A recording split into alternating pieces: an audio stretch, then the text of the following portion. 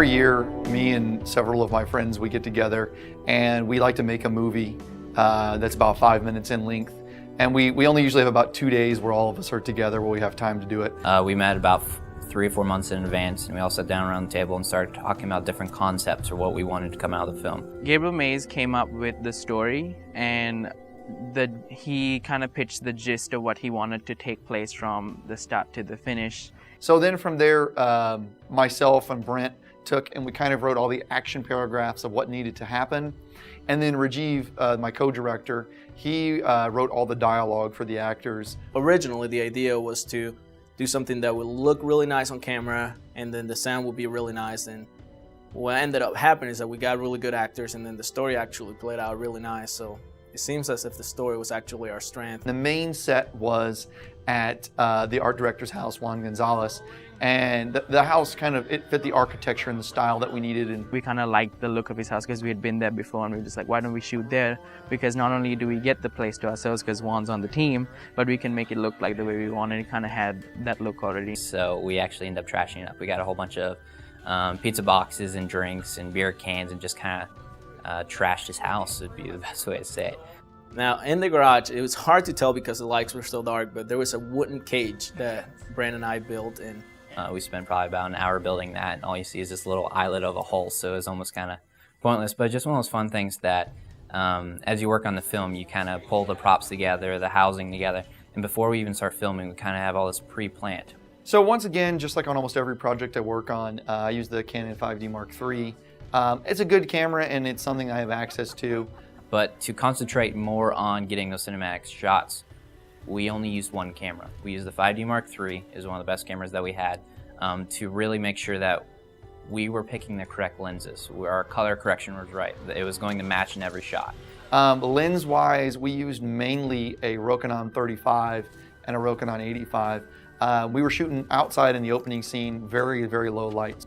We were fortunate enough to have low f-stop lenses and go down to 1.4, but at the same time, we gotta have enough light that we're not stressing the camera and getting a lot of noise in our shots. We had some 2-foot Kinoflows that we used as backlight for our subjects, and also some ambient light. We had a couple of 4-foots that we used in some of the windows. And then I have a couple of 1K LED Fresnels that I used to pop through the window as our key lights. And then we cut some cookies out of cardboard with some slits in them to give kind of the blind effect on the actor's eyes, as well as put some lines on the backdrop just to break it up so it didn't look so flat and even. So that was a really, really fun setup, was that inside scene with just using 5 lights and then practicals was a lot of fun. Also, that night was our biggest concern, and we weren't sure how to actually light it. I mean, I wish I would have had a 4K light and a big bucket truck to hoist a monster light up in, but unfortunately we didn't have that. We actually just used a little LED box, really small little guy up on a monopod stretched way out, and we lit our entire thing through just one little LED box. Another thing I love about this group is that they like to do all their sound in post. But in order to do that, it's really nice to have kind of a noise print or a sampling of what's going on in between each scene. This year we used a Rode Video Pro mic on top of our camera to pick up all the sound from the actual set. And then we do all ADR and post sound after that for the actual film. Having that Rode mic on top gave us great clean audio to sync to with our ADR and with our sound effects. But having that Rode mic to give us a clean sample from is really, really nice to kind of know what sounds are needed. And it's also really nice for the actors to be able to sync with that microphone. Once we shot the film and we got into editing, we had 3 stations mainly set up. There's 3 editors, and each person had a specific scene that they took. To edit, we used Adobe Premiere, and for coloring, we used SpeedGrade, as well as for any special effects, which I did a lot of, and as well as Andrew Farmer, who did the opening credits, we used After Effects. Our title sequence was created by Andrew Farmer, who lives in another state. So what we were able to do is Dropbox him scenes, and then he kind of went in After Effects, started playing around, and then he sent me back stuff a couple of hours later. That was just fantastic. It was way better than what my expectations were, and it really flowed well with the movie. The music was done by Josiah Austin. Joe is in LA this year, and Josiah Austin, he has a gift. I mean, he can create any kind of music.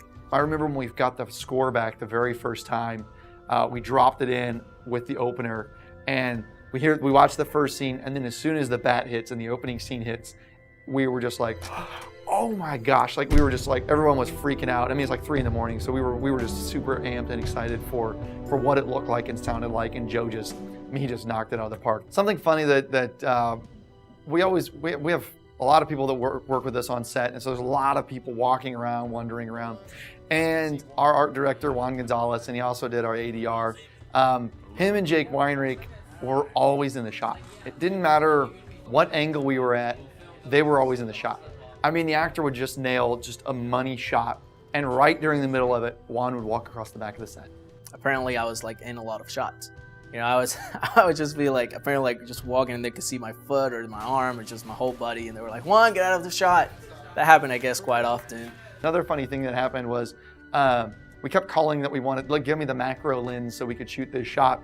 And so our one of the guys that worked with us, Jake Weinreich, he kept saying we should use the micro lens. And so that kind of became the running joke, was that we wanted the micro lens. And so we always have a good time, and there's always little inside jokes that happen during filming. And working with such a great, talented, hardworking crew is just something that I've been really, really fortunate and blessed to be a part of.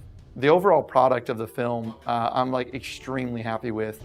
I couldn't ask for better acting, better storyline, better shot selection, editing, sound design. I mean, from A to Z, this film has it all. And I tell you, these people that I got to work with, every single one of them are so happy with the final result that we were able to come up with.